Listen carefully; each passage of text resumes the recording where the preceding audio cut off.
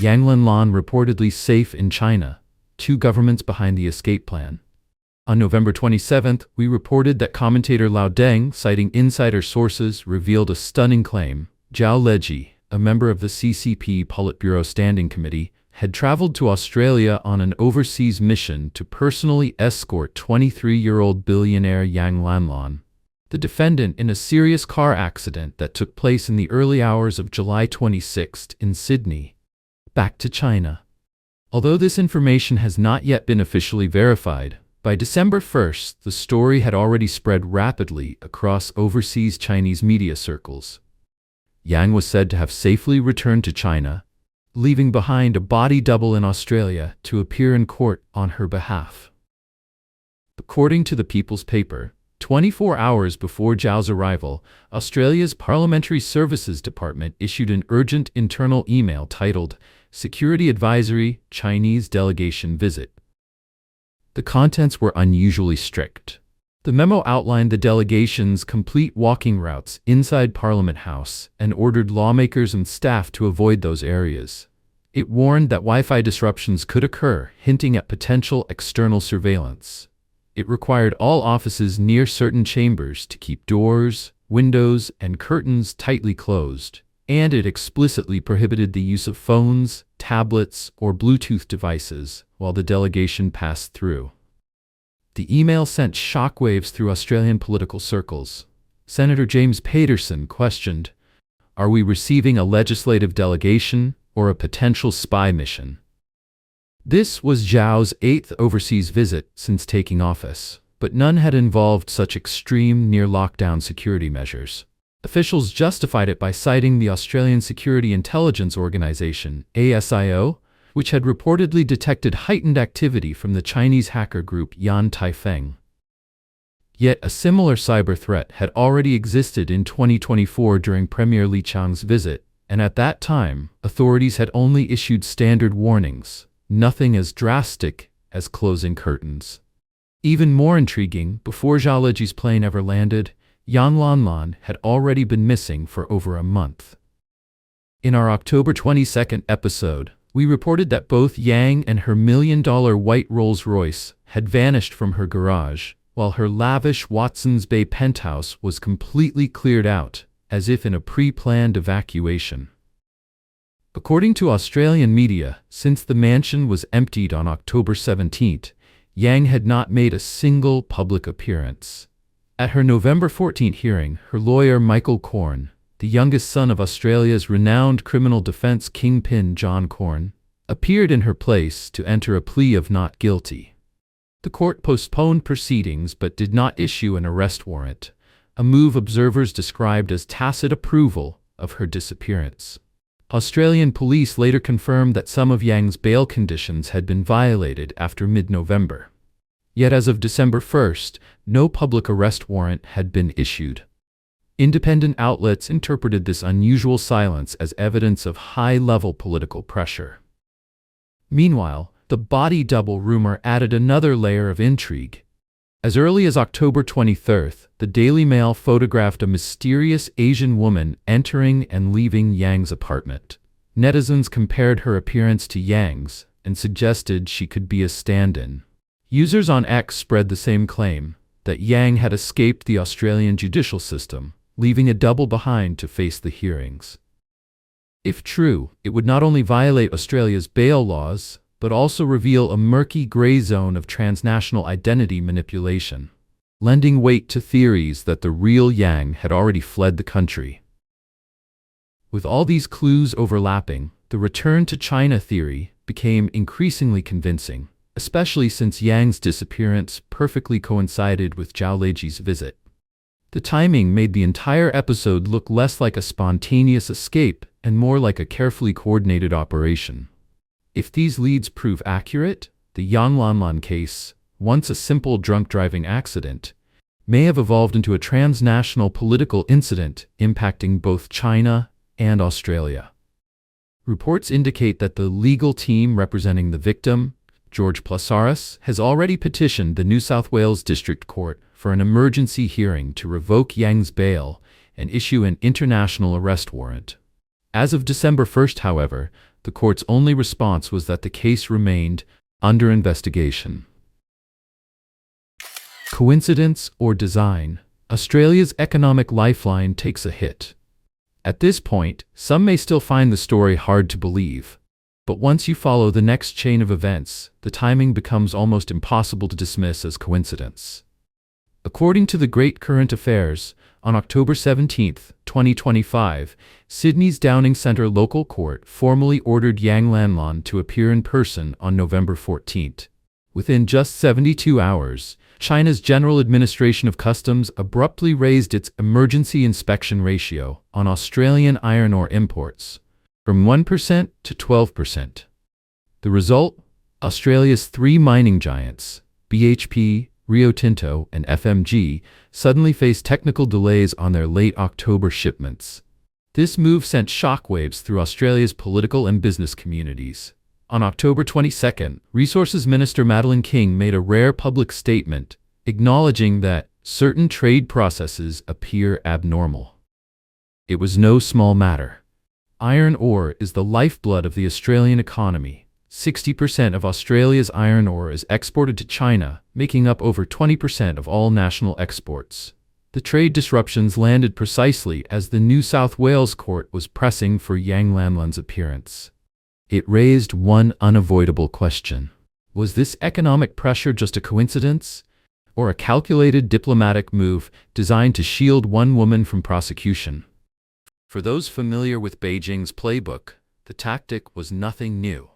Over the past 5 years, the CCP has used its economic leverage against Australia 4 separate times, each strike precisely timed. In 2020, when Canberra called for an investigation into the origins of COVID-19, Beijing swiftly banned Australian coal, lobster, wine, and timber, costing over 20 billion Australian dollars. In 2023, after the AUKUS submarine pact was announced, China quietly trimmed its iron ore quotas by 15%.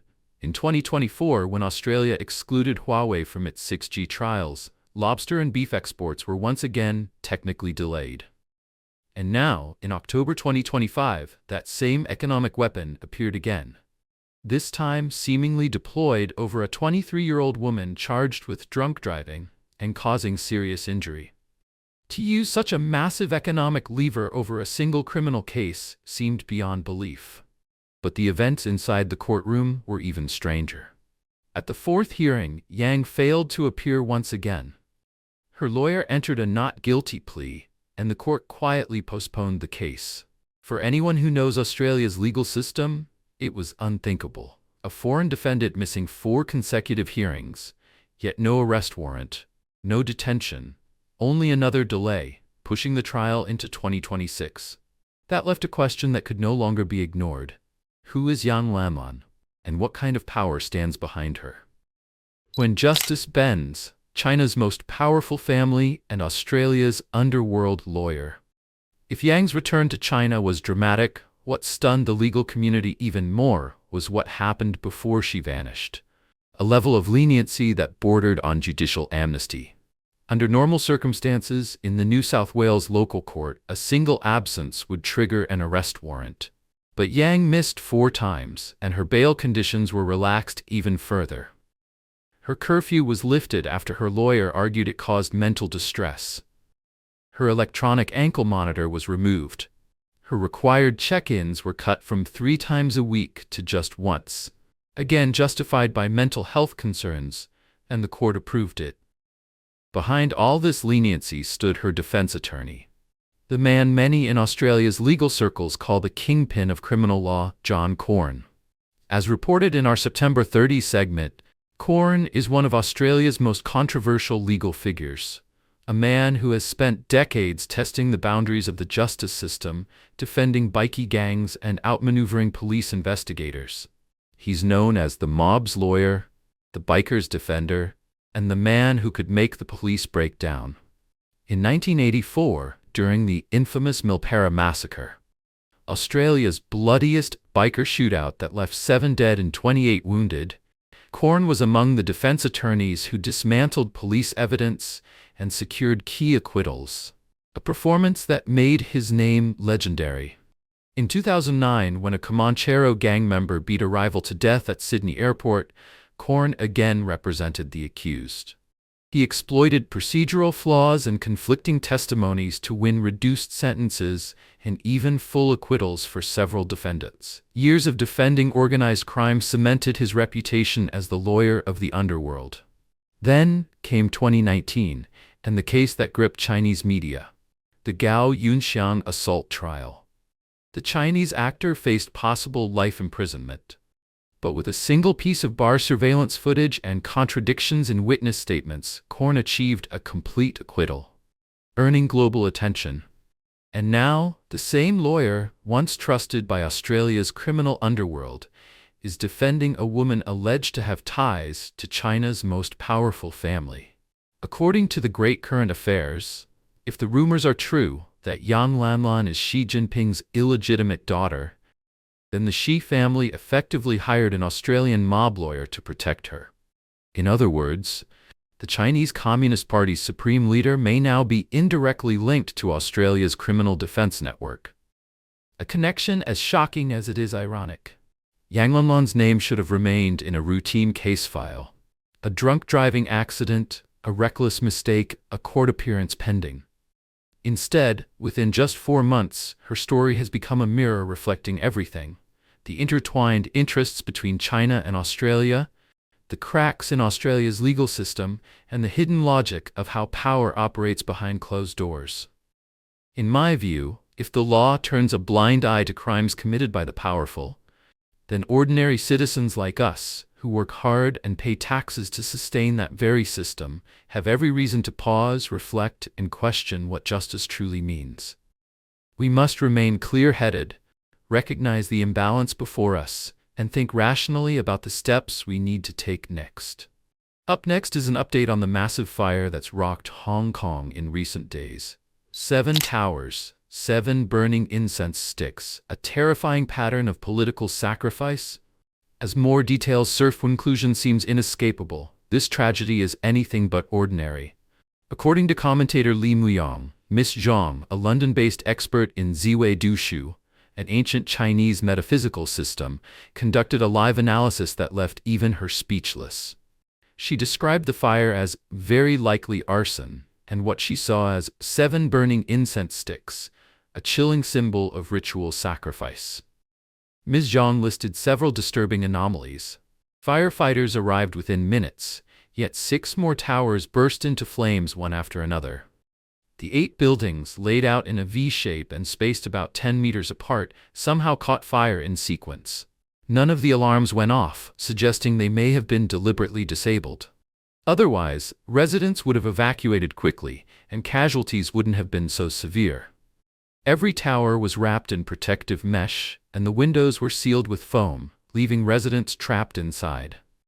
After analyzing the data and astrological signs, Ms. Zhang concluded that this was not a coincidence. It was a political sacrifice. Behind the flames, she said, lay a calculated ritual intertwined with power and ambition. She claimed that the person who turned off the alarms or started the fire was a middle-aged woman, slightly overweight and below 1.6 meters tall, acting under the orders of a senior official over 60, about 1.75 meters tall, wielding enormous power and influence. She said that official was not in Hong Kong, but north of the Wangfu Court area, politically cornered and desperate to save his career. In her words, he used dark occult methods, igniting 7 buildings like 7 candles, to offer a sacrifice for power and promotion. Ms. Zhang further claimed this official had long relied on mass devotion for his authority. But when that was no longer enough, he turned to Hong Kong, a blessed land, still semi-independent under Beijing's control. By burning it, he sought to drain its spiritual fortune and absorb it for himself. While none of Ms. Zhang's statements can be independently verified, her words echo an earlier prophecy. In 2023, British medium Craig Hamilton Parker also predicted a politically linked high-rise fire in Hong Kong during a live stream. And through the tragic death of Yu Menglong, we have already discussed for over 2 months the dark concept of ritual sacrifice allegedly used by Chinese Communist Party elites. a practice said to alter fate and preserve power, one that has indeed long appeared in Chinese history. On this channel, we always encourage viewers to approach spiritual and metaphysical information with an open but discerning mind. And we keep repeating that if you don't believe it, treat it simply as a story. But one truth remains undeniable. The evil of the Chinese communist regime knows no bounds. It's only that we don't dare to think about it, but there is nothing that this regime does not dare to do. If you have time, we encourage you to read the 9 commentaries on the Communist Party, first published in November 2004 by the Epoch Times. The series, available in multiple languages at 9commentaries.com, offers powerful insights into the communist regime's true nature. That's all for today's report. What do you think? Share your thoughts in the comments. We'd love to hear your perspective. If you found this analysis valuable, don't forget to like, share, and subscribe so you won't miss what's coming next. Thanks for watching, and we'll see you in the next episode.